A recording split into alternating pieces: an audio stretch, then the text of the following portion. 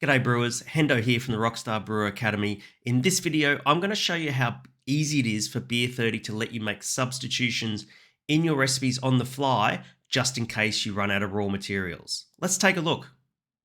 So as you can see, I'm here in the Beer30 dashboard and I currently have 3 brews running at the moment. As you can see, I've got 3 turns of the Australian Hazy IPA running right now. Now, let's say I just drill down into brew subset number 1 and I go into the brew additions, and as you can see, all of the additions that need to go into the boil, such as salts and also whirlpool additions down here. Now, let's say my brew's going pretty well. I've got my Chinook, that's all good. I'm just going to give it a lot number here. My salts, they're all in stock. So I'm just going to add those as I throw them into the kettle. But when I get to the whirlpool, I realize that I'm out of Cascade. Okay. And so what I need to do is I need to make a substitution with something compatible.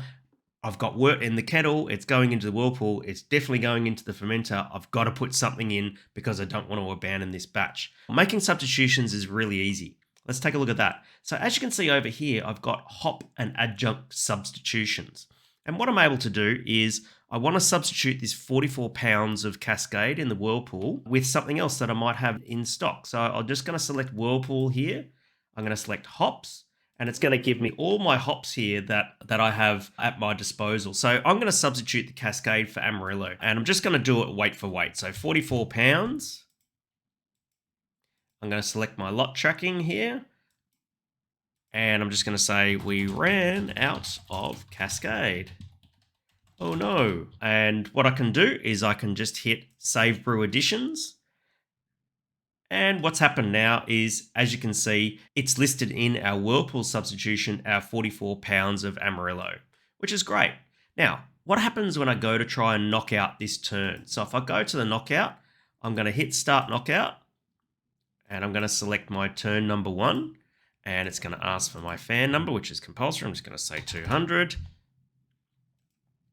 And I'm going to hit Save Knockout. And that's going to effectively start the knockout. And then I'm going to select the first turn again. Now, it's going to give me this warning here to basically say, hey, you forgot to add your 44 pounds of Cascade into the whirlpool. Do you want to skip those? Because I've run out, I'm going to say yes. So all I need to do is say yes. I'm going to put in my final gravity and my total number of barrels, so 40.5 barrels. And am I adding yeast? No. And am I transferring wort to propagate yeast? No. And save the knockout. And that's basically done. So what's appeared here is basically the third turn, which I'm not touching at the moment. So that's one way that you can substitute raw materials on the fly during brew day. But what if I've got beer fermenting in the tank and I want to substitute some dry hops? That's easy as well. Let's take a look at that. So once again, I'm in the Beer30 dashboard and I'm going to go into add some active ferment hops. Okay. And so what I'm going to do is dry hopping's done in the FV cellaring changes tab here in the ferment module.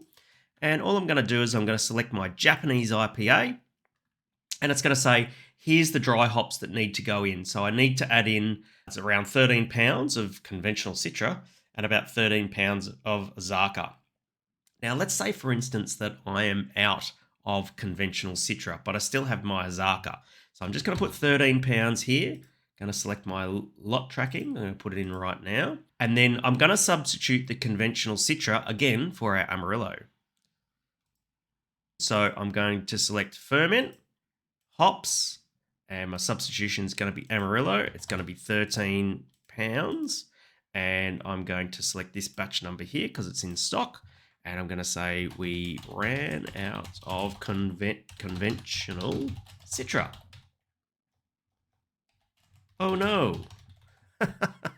Okay, all I need to do then is hit Save Cellaring Changes. And what's happened now is you'll see that this Azaka has been dry hopped, so it's been marked as completed. And you can see that I've made this substitution here. Amarillo, 13 pounds. My notes here that says we ran out of Citra. Okay, so that substitution is basically done. What we can do now is we can go into the batch history. So I'm just going to pull up my Japanese IPA So now that I've made those substitutions to the dry hop of the Japanese IPA, I can actually see them in the costings. So if I go down to the raw materials summary, I can see here in my hop summary, I can see that my Amarillo, 13 pounds, has been added and also costed in. So basically what that means is that as soon as you make a substitution to a raw material in a batch, those costs and the inventory is immediately applied to that particular batch so that you can see how the cost changes as a result of those substitutions. So as you can see, substituting raw materials in Beer 30 is an absolute cinch because, as you know, working in a brewery, things run out all the time and you need to be quick and nimble to make those substitutions and have it basically not mess up anything else in the system. It's really easy. If you want to know more about how Beer 30 can help you make your brewery more efficient and brew better beer, leave a comment below and one of the Beer 30 crew will reach out to you and arrange a demo. Thanks very much for watching this Tech Tip Tuesday. I'll catch you in the next video. Cheers.